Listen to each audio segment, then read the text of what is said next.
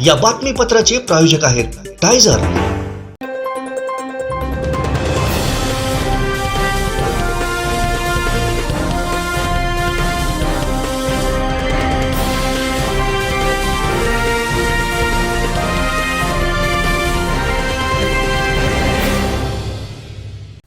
नमस्कार, आपण पाहत आहे कोकणचं नंबर 1 महा चॅनल कोकण सात लाईव्ह। बातमीपत्रात आपलं स्वागत। सुरुवात करूया हेडलाईन्सनं। हेडलाईन्सचे प्रायोजक आहेत Tyzer. Now experience sheer softness of Tyzer super soft shirts. सावंतवाडीतील महत्त्वाच्या प्रश्नांबाबत मंत्री दीपक केसरकरांचं भाष्य। मान्सूनने महाराष्ट्र व्यापला आणि आंबोलीतील मुख्य धबधबा काही अंशी प्रवाही। हेडलाईन्सचे प्रायोजक आहेत Tyzer. Now experience sheer softness of Tyzer super soft shirts. आता पाहूया सविस्तर बातम्या। उज्ज्वल भवितव्य आपल्या मुलामुलींचं सर्वाधिक योगदान नॅशनल इंग्लिश मीडियम स्कूलचं होय। आदर्श एज्युकेशन सोसायटीचं national English medium school Nadgive उच्च शिक्षित अनुभवी स्टाफ 10वीचा 100% रिझल्ट, डिजिटल शिक्षण प्रणाली, सुसज्ज लायब्ररी आणि लॅबोरेटरी, स्पर्धा परीक्षा मार्गदर्शन, कला क्रीडा सांस्कृतिक क्षेत्रासाठी प्रोत्साहन आणि व्यक्तिमत्व विकास यासह अनेक सुविधा। प्री प्रायमरी ते 10वी आजच आपल्या पाल्याचा प्रवेश निश्चित करा। सावंतवाडी विधानसभा मतदारसंघात मोदी @9 अंतर्गत बुद्धिवंत संमेलन पार पडलं। समाजातील डॉक्टर, वकील, professor, CA, engineer, bank officer व समाजातील प्रज्ञावंतांच्या उपस्थितीत हा कार्यक्रम पार पडला। डॉक्टर मिलिंद कुलकर्णी, प्रभाकर सावंत, राजन तेली यांनी पंतप्रधान नरेंद्र मोदी यांनी मागील 9 वर्षात राष्ट्रीय व आंतरराष्ट्रीय स्तरावरती केलेली प्रगती व घेतलेले धाडसी निर्णय यावरती मार्गदर्शन केलं। सावंतवाडी विधानसभा क्षेत्रातील बुद्धिजीवी नागरिकांचं बुद्धिवंत संमेलन जिल्हाध्यक्ष राजन तेली आणि डॉक्टर मिलिंद कुलकर्णी यांच्या उपस्थितीत संपन्न झालं। माजी आरोग्य सभापती ॲडव्होकेट परिमल नाईक यांनी या कार्यक्रमाचं संयोजन केलं होतं।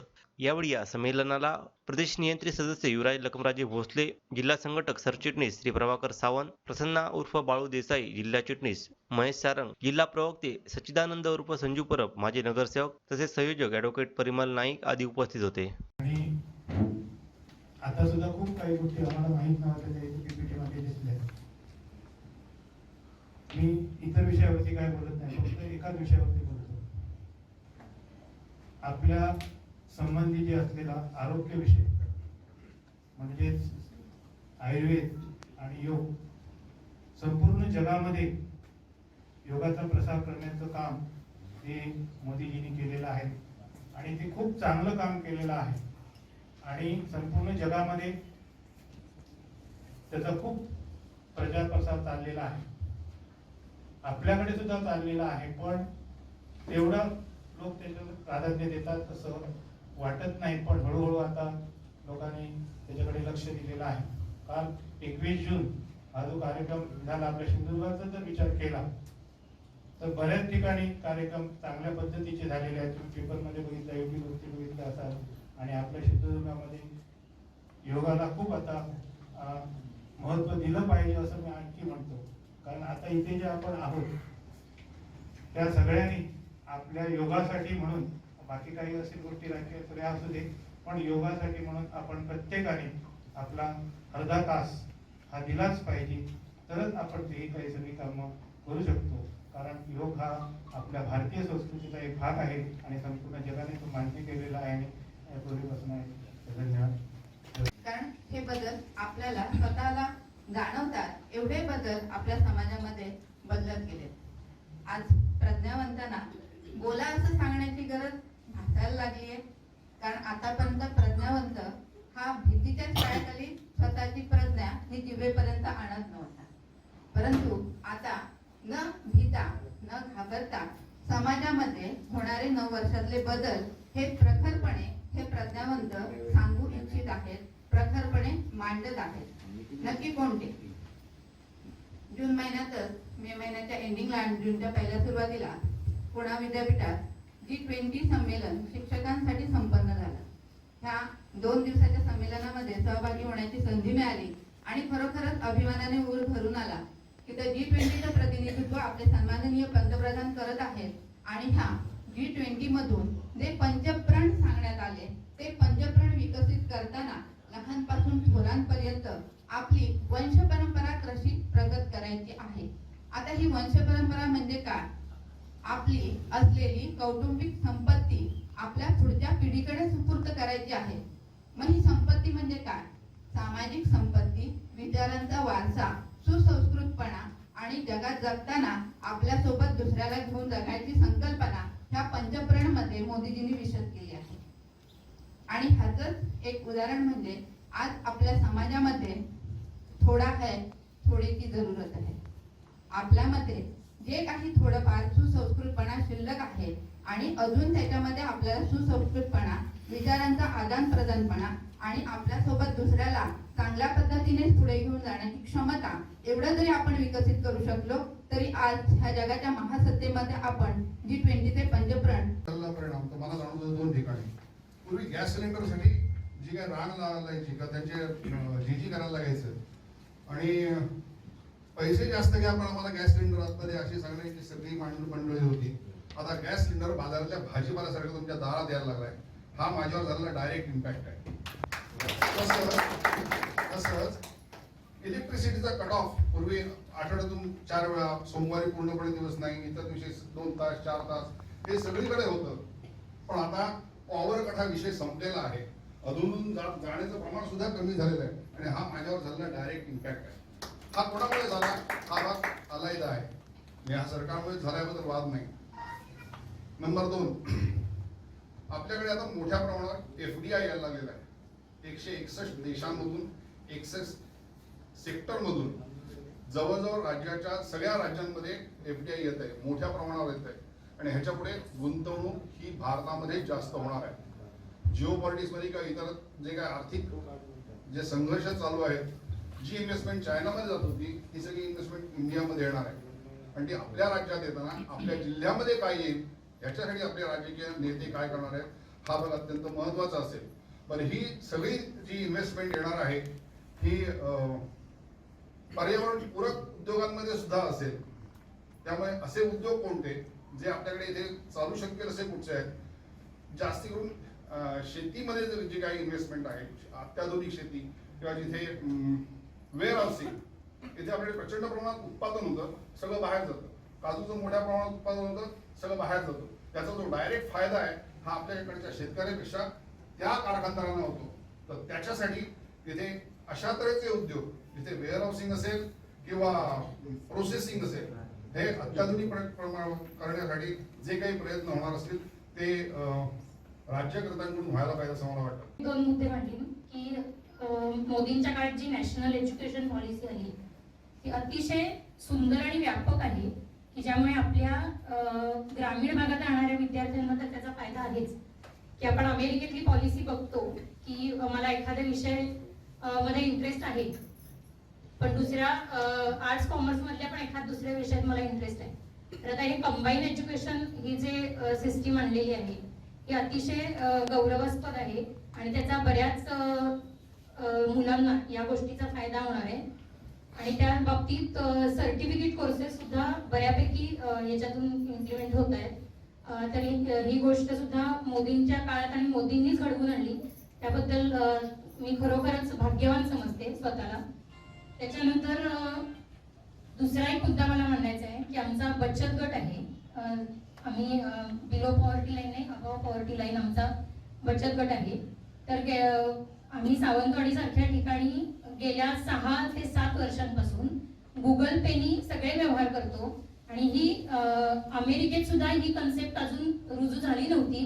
त्यावेळेला सावंतवाडी सारख्या ठिकाणी बचत गटाने ही इम्प्लिमेंट केली. त्याबद्दल सुद्धा मी मोदीजींचे जेवढे आभार मानावे तेवढे कमी. आणि मगाशी सरांनी सांगितलं की हल्ली भाजीवाल्यांकडे सुद्धा आपण जीपेनी पेमेंट करू शकतो. म्हणजे हे इम्पॉसिबल आहे, हे फक्त पॉसिबल करून दाखवलं मोदी साहेबांनी. त्याच्यानंतर एक असं 4 वर्षापूर्वी आपल्याला अशी गोष्ट ऐकायला मिळाली की भारतामध्ये सिक्युरिटी नाही किंवा आम्ही इथे जे एज्युकेशन घेतो त्याला आम्हाला इथे पूरक असं वातावरण मिळत नाही. IT क्षेत्र असेल किंवा इतर कुठलंही क्षेत्र असेल. पण आता मोठ्या अभिमानाने आपण सगळ्यांनी हे फॉरेनमध्ये गेलेल्या आपल्या नातेवाईकांना इकडे परत आणण्यासाठी इन्सिस्ट करू शकतो. इतकं काम मोदींनी यामध्ये करून दाखवलंय. की तुम्हाला अमेरिकेत जॉब आता सेक्युअर नाही आहे, इतके जॉब आता भारतामध्ये जॉब सिक्युरिटी मोदींमुळे मिळालेली आहे. तर एवढे 2-3 मुद्दे मला इथे.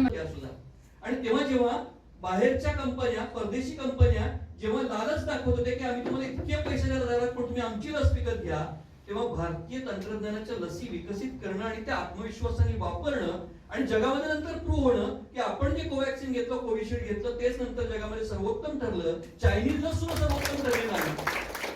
जे पीपीई किट सुरुवातीला आम्ही जे डॉक्टर लोक घालायचो ना पीपीई किट, ते पीपीई किट सुरुवातीला मिळताना आम्हाला मारामार झाली होती. आपणच ते उपलब्ध केलं होतं, त्यावेळी सगळ्या डॉक्टरांपर्यंत पोहोचवायचा प्रयत्न केला होता. आणि आज पीपीई किट देशानं जे तयार केलं ते जगामध्ये एक्सपोर्ट होतं अशी परिस्थिती आहे. एक्सपोर्ट प्रचंड प्रमाणात वाढलं. तुम्ही आज अमेरिकन अर्थव्यवस्था काढून बघा, अमेरिकेतल्या बँकांची परिस्थिती काढून बघा, आणि तेव्हा भारतातला दर 7.2% असणं विकास दर हा अभिमानाचा विषय. कारण रघुराम राजनसारखा माणूस की जो अर्थतज्ञ तथाकथित मोठा, तो अर्थतज्ञ सांगायचा की हा हिंदू विकास रेट आहे म्हणून. हा हिंदू विकास रेट आहे, हा हिंदू विकास रेट 3.5 वर जाणार नाही असं रघुराम राजनसारखा अर्थतज्ञ जेव्हा सांगत होता, तेव्हा मोदी ठाम होते, काही न बोलता ते काम करत राहिले. आणि आज आपल्या अर्थविकासाचा दर 7.2% वर जीडीपी पोहोचणं हा अभिमानाचा विषय.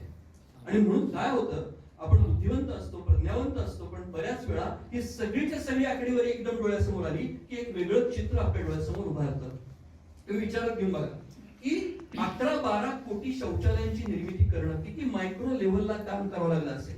या खेड्यापाड्यातून शौचालयाची मानसिकता निर्माण करणं, ती शौचालय निर्माण करणं, 12 कोटी घरांपर्यंत नळ पाणी योजना पुरवणं, पाणी पोहोचवणं त्यांच्या घरापर्यंत, 9.6 कोटी लोकांना त्यांच्या घरापर्यंत गॅस पोहोचवणं, त्यांना गॅस उपलब्ध करून देणं, याच्या करता प्रचंड जिद्द, प्रचंड डेडिकेशन लागतं. आणि मला आश्चर्य असं वाटतं की मोदी साहेबांचं आश्चर्य असं वाटतं की हा माणूस प्रचंड ऊर्जेनं जे काम करतोय त्याच्यामध्ये दिवसातले 18 तास, 20 तास, 22 तास काम करण्याची क्षमता वयाच्या 70 मध्ये असणं हे निश्चितपणे या देशाचं भाग्य आहे. आणि आपण हा माणूस इतकं चांगलं काम करतो त्याचं अप्रिशिएशन करायला पाहिजे.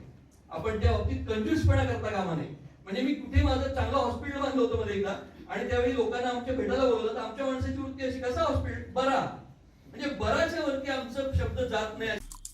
आमचे दिवसभरातले सर्व अपडेट्स, ताज्या घडामोडी आणि थेट लाईव्ह पाहण्यासाठी सबस्क्राईब करा, लाईक करा कोकणचं नंबर 1 महा चॅनल कोकण 7 लाईव्हचं YouTube चॅनल. कोकणातलं पहिलं सुसज्ज shopping centre Mahalakshmi Tathastu garments and apparels, ladies and men's garment, wedding cloth उपलब्ध. Mahalakshmi Tathastu garments and apparels, Aditya business centre, Gandhi Chowk, Sawantwadi.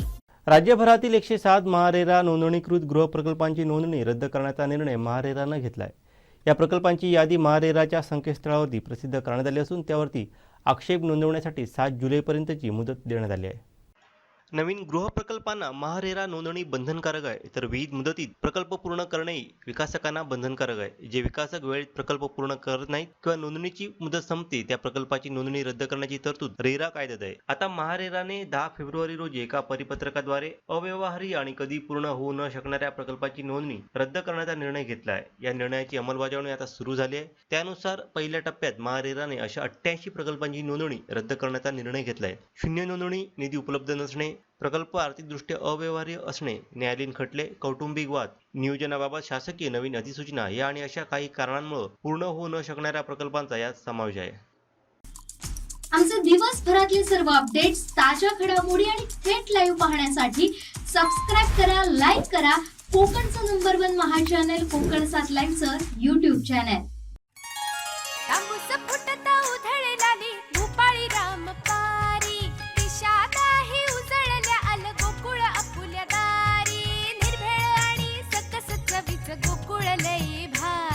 Gokul दूध संघाची दर्जेदार दुग्ध उत्पादने, गोकुळ दूध, दही, तूप, दूध powder, cooking butter, table butter, paneer, इलायची श्रीखंड, आंबा श्रीखंड, फ्रूट श्रीखंड, ताक आणि लस्सी. गोकुळ दूध आणि दर्जेदार दुग्ध उत्पादने. चव आहे कोल्हापुरी. गोकुळ लई भारी. वेंगुर्ले तालुक्यात गेले 2 दिवसांपासून सुरू असलेल्या मुसळधार पावसामुळे आज सकाळी वेंगुर्ला शहरातील पिराचा दर्गा येथे असलेलं मोठं जुनं आंब्याचं झाड रस्त्यावर कोसळलं.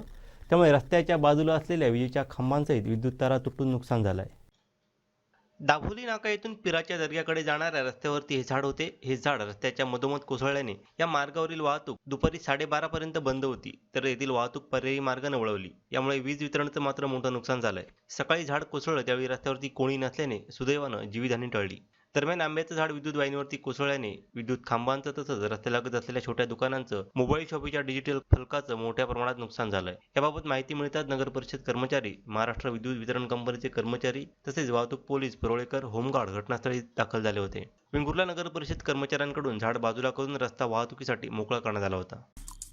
आमचे दिवसभरातले सर्व अपडेट्स, ताज्या घडामोडी आणि थेट लाईव्ह पाहण्यासाठी सबस्क्राईब करा, लाईक करा कोकणचं नंबर 1 महा चॅनल कोकण 7 लाईव्हचं YouTube चॅनल.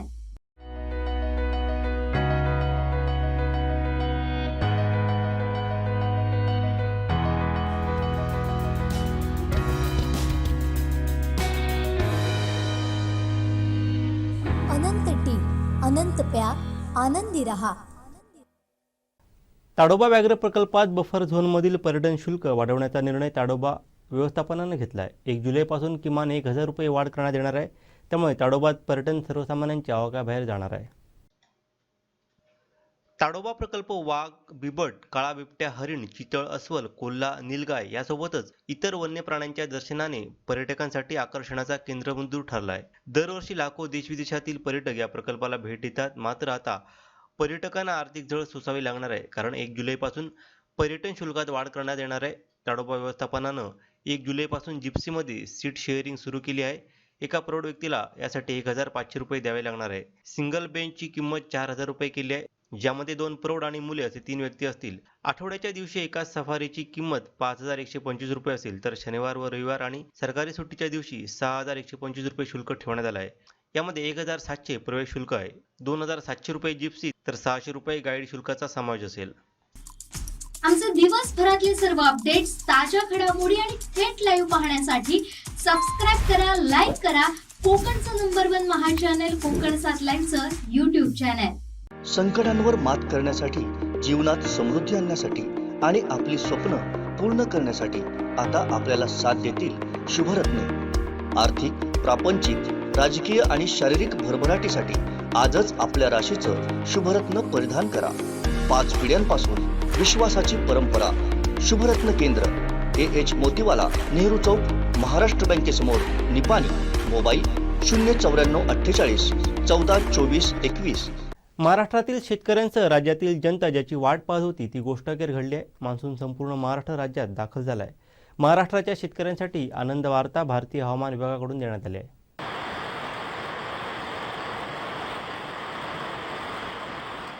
मान्सून दक्षिण महाराष्ट्रात 11 जूनला दाखल झाला होता. मात्र त्यानंतर पुढील प्रवास रखडला होता. बिपरजॉय चक्रीवादळाच्या प्रभावामुळे मान्सूनचं आगमन राज्यभरात रखडलं होतं. मात्र अखेर राज्यातील शेतकऱ्यांसाठी भारतीय हवामान विभागाकडून दिलासा देणारी घोषणा करण्यात आली आहे. महाराष्ट्रातील 9 जिल्ह्यांमध्ये मान्सून दाखल झाल्याची घोषणा भारतीय हवामान विभागानं 23 जून रोजी केली होती. मात्र काल सकाळपासूनच राज्यातील विविध भागात पावसानं हजेरी लावली होती. मुंबई, ठाणे, सातारा, कोल्हापूर, रत्नागिरी, रायगड, सिंधुदुर्ग यासह विविध जिल्ह्यात पावसानं हजेरी लावली होती. मुंबईत आज सकाळपासूनच पावसानं दमदार बॅटिंग केली होती. त्यानंतर हवामान विभागाकडून घोषणा करण्यात आली आहे. हवामान तज्ज्ञ KS होसाळीकर यांनी याबाबत ट्विटरवरून माहिती दिली.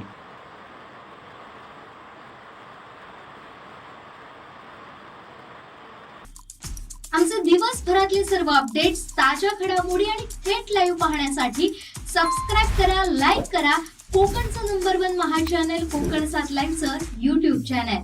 संकटांवर मात करण्यासाठी, जीवनात समृद्धी आणण्यासाठी आणि आपली स्वप्न पूर्ण करण्यासाठी आता आपल्याला साथ देतील शुभरत्न. आर्थिक, प्रापंचिक, राजकीय आणि शारीरिक भरभराटीसाठी आजच आपल्या राशीचं शुभरत्न परिधान करा. 5 पिढ्यांपासून विश्वासाची परंपरा. शुभरत्न केंद्र, AH मोतीवाला, नेहरू चौक, महाराष्ट्र बँकेसमोर, निपाणी. मोबाईल 09448 14 24 21. गेले 4 दिवस मुसळधार कोसळत असलेल्या पावसामुळे आंबोलीतील मुख्य धबधबा काही अंशी प्रवाहित झालेला आहे. पाहूयात.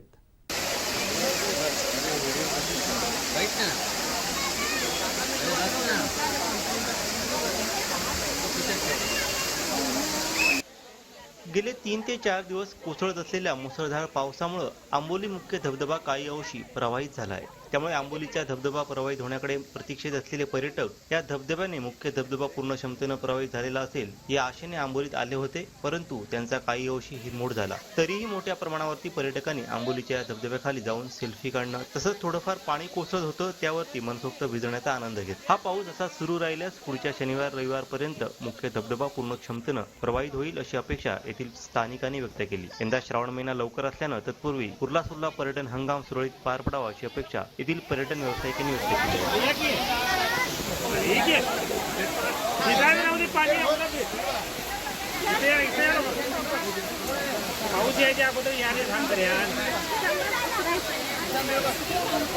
दरवर्षी 10 ते 15 मेला आंबोलीमध्ये पाऊस सुरू होतो, परंतु यंदाच्या वर्षी आंबोलीमध्ये जवळपास 1 महिना पाऊस उशिरा सुरू झाला. 21 जूनला आंबोलीमध्ये पाऊस सुरू झाला. त्यामुळे आंबोलीतील मुख्य धबधब्यासह इतर छोटे मोठे जे धबधबे आहेत ते खूप उशिराने प्रवाहित होणार आहेत.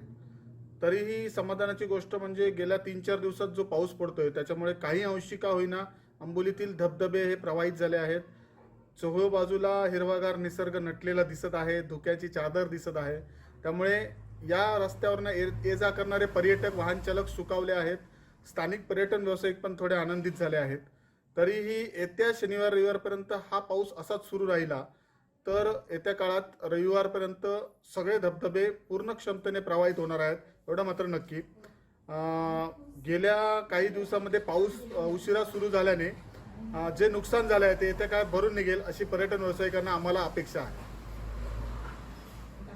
संकटांवर मात करण्यासाठी, जीवनात समृद्धी आणण्यासाठी आणि आपली स्वप्न पूर्ण करण्यासाठी आता आपल्याला साथ देतील शुभरत्न. आर्थिक, प्रापंचिक, राजकीय आणि शारीरिक भरभराटीसाठी आजच आपल्या राशीचं शुभरत्न परिधान करा. 5 पिढ्यांपासून विश्वासाची परंपरा. शुभरत्न केंद्र, AH मोतीवाला, नेहरू चौक, महाराष्ट्र बँकेसमोर, निपाणी. मोबाईल 09448 14 24 21. मला सांगतो मी अमित ठाकरे आणि आदित्य ठाकरेंच्या मधला फरक एवढाच जाणून घेतला की अमित ठाकरे तळमळीने जे बोलतात तसं ते करण्याचा प्रयत्न करतात आणि आदित्य ठाकरे इथं येऊन अनाऊन्स करतात की तुमची पानबुडी सुरू होईल आणि मुंबईला गेल्यानंतर विसरून जातात. आणि त्याच्यामुळे त्यांनीसुद्धा थोडंसं अमित ठाकरेंसारखं सिन्सिअर झालं पाहिजे आणि लोकांना भेटलं पाहिजे असं सुद्धा मला वाटतं. आमचे दिवसभरातले सर्व अपडेट्स, ताज्या घडामोडी आणि थेट लाईव्ह पाहण्यासाठी सबस्क्राईब करा, लाईक करा कोकणचं नंबर 1 महा चॅनल कोकण 7 लाईव्हचं YouTube चॅनल. उज्ज्वल भवितव्य आपल्या मुलामुलींचं सर्वाधिक योगदान नॅशनल इंग्लिश मीडियम स्कूलचं होय. आदर्श एज्युकेशन सोसायटीचं national English medium school Nadgive. उच्च शिक्षित, अनुभवी स्टाफ, 10वीचा 100% रिझल्ट, डिजिटल शिक्षण प्रणाली, सुसज्ज लायब्ररी आणि लॅबोरेटरी, स्पर्धा परीक्षा, मार्गदर्शन, कला, क्रीडा, सांस्कृतिक क्षेत्रासाठी प्रोत्साहन आणि व्यक्तिमत्व विकास यासह अनेक सुविधा. प्री प्रायमरी ते 10वी आजच आपल्या पाल्याचा प्रवेश निश्चित करा. सावंतवाडी मतदारसंघातील 2 प्रश्न प्रलंबित होते. त्याच्यापैकी एक कमलादार गावकर की जो प्रश्न मुख्यमंत्री महोदयांनी स्टे दिलेला होता आणि तो 2.5 वर्ष उठवला नव्हता तत्कालीन मुख्यमंत्र्यांनी, तो आमच्या मुख्यमंत्री महोदयांनी उठवलेला आहे आणि त्याच्यामुळे हा विषय लवकरच आपल्या मंत्रिमंडळाच्या मान्यतेसाठी सादर केला जाईल आणि त्याच्यामुळे आंबोली आणि गेळे 2 गावातील लोकांचा प्रश्न हे जर मंजूर झालं तर तो सुटेल. त्याचप्रमाणे सावंतवाडी येथे मल्टी स्पेशालिटी हॉस्पिटलचा प्रश्नसुद्धा आम्ही शासनापर्यंत आता नेलेला आहे आणि त्याच्यावरसुद्धा शासन निर्णय झाल्यानंतर तो प्रश्नसुद्धा सुटेल. कबुलातर गावकरमध्ये अजून चौकुळ गाव शिल्लक आहे. हे गाव माझ्या खूप जवळचे आहे आणि हे आमचं नातं गेल्या 3 पिढ्यांचं नातं आहे आणि त्याच्यामुळे चौकुळची मी लवकरच मीटिंग घेईन आणि त्यांना पाहिजे त्या पद्धतीने, कारण ज्या पद्धतीने किंवा जो फॉर्म्युला आंबोली आणि गेळेसाठी वापरण्यात आला त्या पद्धतीने चौकुळच्या लोकांना हा प्रश्न सुटलेला नको, त्यांना वेगळ्या तऱ्हेचा फॉर्म्युला त्यांच्या गावासाठी वापरला जावा असं त्यांचं मत आहे. तर या संदर्भात लवकरच संबंधित रेव्हेन्यू डिपार्टमेंटचे मंत्री, सेक्रेटरी सर्वांच्या सोबत चौकुळ गावाच्या ग्रामस्थांची मीटिंग घेऊन तो सुद्धा प्रश्न लवकरात लवकर मंत्रिमंडळासमोर आणण्यात येईल. माझ्या दृष्टीने आता 2च प्रश्न शिल्लक आहेत माझ्या मतदारसंघातले. एक म्हणजे इथला जो एस टी डेपो आहे त्या एस टी डेपोचं काम हे थांबलेलं होतं. या संदर्भात मी आदरणीय मुख्यमंत्री महोदयांकडे हे डिपार्टमेंट आहे ते PPP तत्वावर घ्यावं, कारण हे मध्यवर्ती ठिकाणी असलेलं एस टी स्टँड आहे. तरी महाराष्ट्रातल्या सर्वोत्कृष्ट एस टी स्टँडपैकी ते व्हावं, पण त्याला पैसे मंजूर केलेले होते, परंतु ते पैसे खर्च झाले नाही. एकातून वाईटातून जसं चांगलं घडतं तसं हे घडलेलं असं मी समजतो. PPP तत्वावर त्याला पूर्णपणे तो विकसित करावा असं मी सांगितलेलं आहे आणि तसा प्रस्ताव लवकरच आम्ही मुख्यमंत्री महोदयांकडे सादर करू. त्यामुळे तो प्रश्न सुटेल. 3 प्रश्न 3 तालुक्यांचे राहिलेले आहेत. एक म्हणजे तिलारीमध्ये जे आपल्याला ॲम्युजमेंट पार्क करायचं आहे तो प्रश्नसुद्धा अजून सुटलेला नाही आहे. या संदर्भात सुद्धा लवकरच मी मुख्यमंत्री उपमुख्यमंत्री महोदयांकडे एक मीटिंग लावणार आहे, कारण बऱ्याच वेळेला प्रश्न हे खालच्या स्तरावर पेंडिंग राहतात आणि त्याच्यामुळे मग त्याच्यामधून मार्ग निघत नाही आणि मग विकास थांबतो. त्याच्यामुळे प्रत्येक तालुक्यातले जे प्रश्न आहेत त्याच्यामध्ये हा महत्त्वाचा प्रश्न दोडामार्ग तालुक्याचा राहिलेला आहे आणि त्याच्यानंतर वेंगुर्ला तालुक्यामध्ये स्कुबा डायव्हिंग आणि सबमरीन हे तयार करणं आणि फिशिंग विलेज हे 2 प्रकल्प राहिलेले आहेत. फिशिंग विलेजचा प्रकल्प तर मी सिंधुरत्नमधूनच मंजूर करतो, त्याच्यामुळे त्याला काही अडचण येणार नाही. सबमरीनचा जो प्रोजेक्ट आहे तो शासनाच्या स्तरावर मान्य करावा लागेल, कारण ऑलरेडी मान्य झालेला तो प्रस्ताव आहे.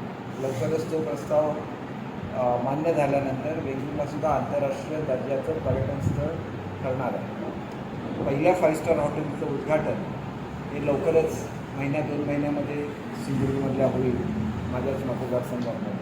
आणि त्याच वेळेला ताजचा जो अनेक वर्ष रखडलेला प्रकल्प होता तो प्रकल्पसुद्धा आता मार्गी लागलेला आहे.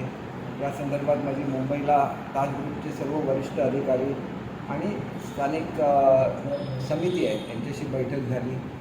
आता लवकरच मी त्याच्यानंतरसुद्धा भेट दिलेली होती. अजून मी पुन्हा शिवलाला भेट दिलेली नाही, परंतु ताजचा प्रोजेक्ट झाल्यानंतर आणि आरवलीचा प्रोजेक्ट झाल्यानंतर सिंधुदुर्ग जिल्हा आंतरराष्ट्रीय नकाशावर येईल आणि ही अतिशय महत्त्वाची बाब आहे. नेहमी ज्यावेळेला आपण लोकांसाठी काम करत असतो त्यावेळेला प्रगती ही सातत्याने होत राहिली पाहिजे आणि या दृष्टीने काही प्रकल्प हे आडाळी MIDCमध्ये सुद्धा येऊन घातलेले आहेत. परंतु ज्यावेळेला या प्रकल्प फायनल होतील त्यावेळेलाच त्यांची घोषणा करणं अधिक योग्य ठरेल आणि त्याच्यामुळे आडाळीला जे प्रकल्प येणार आहेत त्याच्यासाठीचा प्रयत्न चालू आहेत. परंतु हे जे 2-3 महत्त्वाचे प्रश्न आहेत, कारण अनेक आपली कामं सुरू झाली. दोडामार्गच्या हॉस्पिटलचं काम सुरू झालं, सावंतवाडीच्या क्रीडा संकुलाचं काम सुरू झालं, गुरुवारी आचरेकरांच्या नावाने जे ड्रेसिंग रूम बांधायचं होतं त्याचं काम सुरू झालेलं आहे. आपलं जे गाडगे महाराज मंडईचं काम सुरू होतं आहे. परंतु त्याच्याचबरोबर इतर जी काही लहान कामं शिल्लक आहेत त्याच्यावर निश्चितपणे विचार केला जाईल. मध्यंतरीच्या काळामध्ये अर्बन बँकेचं शिष्टमंडळ मला भेटायला मुंबईला आलेलं होतं आणि त्यांना रिझर्व्ह बँकेकडून जी नोटीस आलेली आहे याची जर मला अगोदर कल्पना असती तर अगोदरच मी, कारण पूर्वीसुद्धा मी माझ्या ओळखीच्या लोकांकडून जवळजवळ 5 कोटी रुपयाचं भागभांडवल या बँकेला दिलेलं आहे. परंतु ज्याला 35 सेक्शनची नोटीस येते त्याला अस्तित्वातल्याच भागभांडवलाचे म्हणजे जे आपले सभासद आहेत त्यांच्याकडून हे वाढवायला लागते आणि त्याच्यामुळे त्याला काही काळ जाईल, किमान 2-3 महिन्याची, कारण प्रत्येकाकडे इंडिव्हिज्युअल भेटणं आणि त्यांच्याकडून कॅपिटल वाढवून घेणं त्याला थोडासा उशीर लागतो. जर मला वेळेत कळलं असतं तर मी काही माझ्या मित्रमंडळींना सांगून त्यांना ते भागभांडवल उपलब्ध करून दिलं असतं. परंतु कोणीही काळजी करण्याचं कारण नाही. मी स्वतः ह्याच्यामध्ये लक्ष घातलेलं आहे.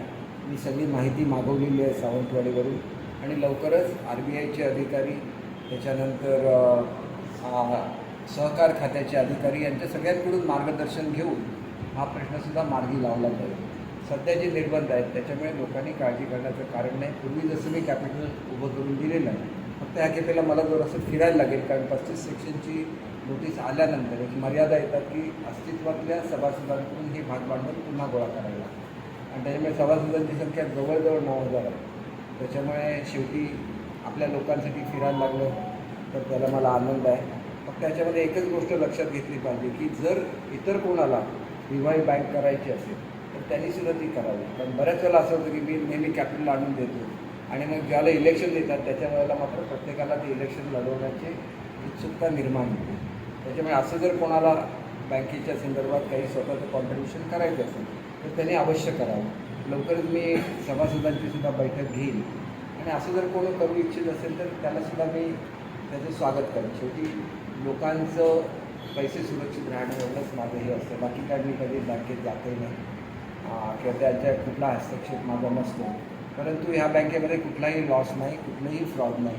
फक्त संचयित जो तोटा आहे ह्या तोटा असल्यामुळे त्या ठिकाणी भागभांडवल वाढवावं अशा सूचना RBIने दिलेल्या आहेत. त्याच्यासाठी 6 महिन्याची मुदत दिलेली आहे.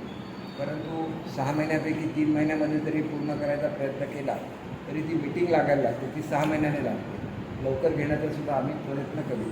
परंतु हा प्रश्न ज्याला माझ्या लक्षात आला त्याला माझ्या असं लक्षात आलं की हे प्रश्न संपूर्ण महाराष्ट्रामध्ये आहेत आणि एकंदरीतच ही सहकार चळवळ धोक्यात येत असेल तर या संदर्भात शासनाने पुढाकार घ्यायला लागला आणि म्हणूनच लवकरच मी आदरणीय मुख्यमंत्री उपमुख्यमंत्री महोदयाला विनंती करणार आहे की जशी स्कीम ही आपण ह्याच्यामध्ये सहकारी तत्वावर असलेल्या सोसायट्यांसाठी केलेली होती तशी स्कीम ही अर्बन बँकांसाठी सुद्धा करण्याची गरज आहे.